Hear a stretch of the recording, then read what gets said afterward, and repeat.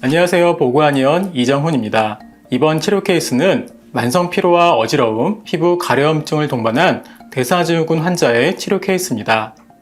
이번 케이스의 환자는 이전에도 회사 일이 많고 관리를 하지 못해서 몸이 피곤하고 어지러운 증상 등이 꾸준히 나타났으나 최근에는 증상이 더욱 심해지고 평상시 복용하던 타이레놀 등의 진통제로도 어지러움과 피로감이 줄어들지 않아 내원하신 환자분입니다.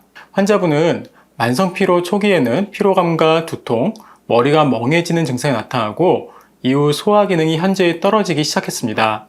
이후 정상적인 식사보단 혈당 수치가 급격히 상승하는 음식인 과일이나 빵, 그리고 당을 올리는 식사에 익숙해지면서 음식을 먹은 후에 급격한 식곤증이 오고 피로감이 오는 혈당 스파이크가 일상이 되는 상태였습니다.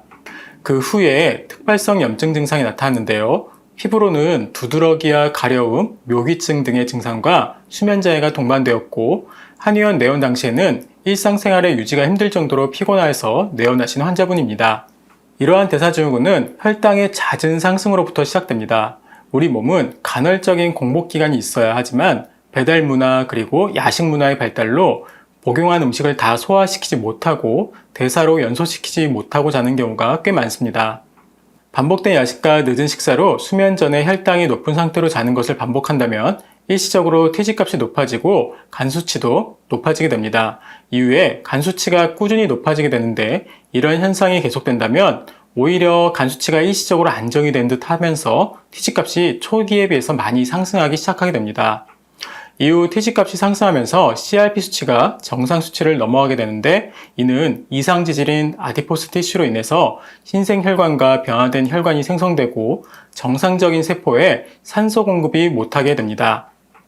이후 변성된 이상 지질이 TNF-알파와 인터루킨-6, 리지스틴 등이 분비되면서 간과 근육에 영향을 주어서 인슐린 저항성이 더욱 높아지고 CRP 수치가 높아지게 됩니다. 즉, TNF-알파나 인터루킨-6, 리지스틴과 같은 우리 몸의 조직과 세포를 망가뜨리는 물질이 일정 수준 이상으로 높아져서 정상 세포를 망가뜨려서 관절에 통증이 나타나고 아침에 손이 많이 붓고 온몸에 부종이 생겨서 어지럼증과 피로감이 더욱 심해집니다. 그래서 근본적으로 이러한 TNF-알파라든지 인터루킨-6, 리지스틴 등이 줄이는 치료를 해야 하고 근본적으로 염증을 줄이는 치료를 해야 CRP도 떨어지고 양약으로도 잡히지 않던 증상이 치료됩니다. 환자분은 만성 피로와 어지럼증뿐 아니라 두드러기, 가려움증도 심했는데요. 두드러기, 가려움증은 양방 피부과에서 처방받은 스테로이드와 항히스타민제가 점점 듣지 않아 치료를 원하셨습니다. 이 환자분의 치료 전에 혈액 검사를 했을 때 중성지방과 간 수치가 이렇게 매우 높아져 있었고 몸 안에 염증을 나타내는 지표인 CRP도 정상에 비해서 꽤 많이 높아져 있었습니다. 치료 기간은 3개월을 말씀드렸고 치료 후에는 중성지방과 간 수치가 줄어들면서 CRP가 정상으로 돌아올 것을 말씀드렸고 이렇게 치료 후에 중성지방과 간 수치가 모두 정상으로 돌아오고 염증 수치인 CRP도 정상으로 돌아왔습니다. 그리고 가려움증도 사라졌는데요. 특히 몸이 가려워서 긁을 때마다 피부가 검게 변하는 색소 침착이 치료 후에 혈액 검사가 정상이 되고 피로감과 부종이 사라지면서 색소 침착 증상도 정상으로 돌아왔습니다.